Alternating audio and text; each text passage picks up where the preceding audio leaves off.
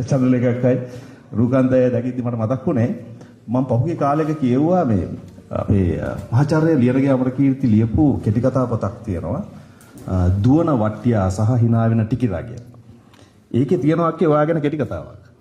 ඒ පොතේ. මට කෙටි කතාවේ නම හරියට මතක නෑ. ඒකේ ඔබට ආදරය කරන ප්‍රේක්ෂකයෙක්. ඔහු දැන් විශ්‍රාමික ගුරුවරයෙක්. ඔහු නිතර මේ බෙල්ලුඩ් මල්සන්දියට බස් එකකින් ඇවිල්ලා බැලලා ටිකක් වෙලා ඉඳලා යනවා. මේ ඔබ කෙරෙහි වූ ආදරය නිසා.